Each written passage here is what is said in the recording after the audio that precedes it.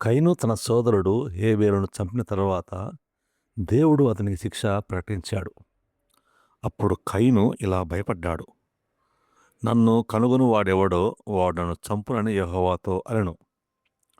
అప్పుడు యెహోవా అతనితో, కాబట్టి ఎవడైనను కయీనును చంపిన యెడల వానికి ప్రతిదండన ఏడంతలు కలుగును అనెను. మరియు ఎవడైనను కయీనును కనుగొని అతనిని చంపక ఉండునట్లుగా యెహోవా అతనికి ఒక గుర్తు వేసెను. దానివల్ల ఎవరు అతనిని చంపకుండా ఉండాలి అని దేవుని యొక్క ఉద్దేశం. ఆ గుర్తు ఏమిటో బైబిల్ చెప్పలేదు. ఆసక్తికర విషయం ఏమిటంటే బైబిల్‌లో ఎక్కడ కూడా ఆ గుర్తు ఎలా ఉందో స్పష్టంగా చెప్పలేదు. అందుకే బైబిల్ పండితులు కొన్ని అభిప్రాయాలు వెలువచ్చుతున్నారు. ఒకటి, శరీరంపై ఒక ప్రత్యేక గుర్తు దేవుడు కయీనుకు వేశాడు అని అంటారు. ఒక శరీర గుర్తు లేదా గుర్తించగల చిహ్నం ఆయన శరీరంపై దేవుడు వేశాడని, దానివల్ల ప్రజలు అతన్ని గుర్తించి చంపడానికి భయపడేవారని అర్థం. ఇది ఇంకొందరు పండితులు ఇది శరీర గుర్తు కాకుండా దేవుని రక్షణ ప్రకటన అని భావిస్తారు.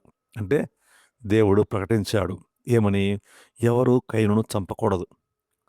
మూడోదిగా అతని జీవిత పరిస్థితిని బట్టి పండితుల అభిప్రాయం ప్రకారము ఆ గుర్తు అంటే అతను అల్లాడుతూ బాధపడుతూ జీవించే జీవితం అతనికి శిక్ష అనే గుర్తు అని భావిస్తారు.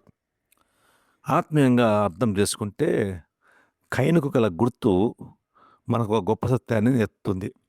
పాపం చేసినప్పుడు దేవుడు శిక్ష విధిస్తాడు. అయినప్పటికీ దేవుడు కృపను కూడా చూపిస్తాడు. దేవుడు కయీనును శిక్షించాడు. కానీ అతన్ని వెంటనే చంపలేదు. కయీనుకు దేవుడు పెట్టిన గుర్తు ఏమిటో బైబిల్ స్పష్టంగా చెప్పలేదు. కానీ అది ఒక రక్షణ సంకేతం. ఎవరు అతన్ని చంపకుండా ఉండడానికి దేవుడు ఇచ్చిన గుర్తు. కయీనుకు దేవుడు పెట్టిన గుర్తు నిజంగా ఎలా ఉండేది? బైబిల్ ఎందుకు దాని గురించి పూర్తిగా చెప్పలేదు? ఈ ప్రశ్న ఇప్పటికీ బైబిల్‌లో ఒక రహస్యంగా దాగి ఉంది.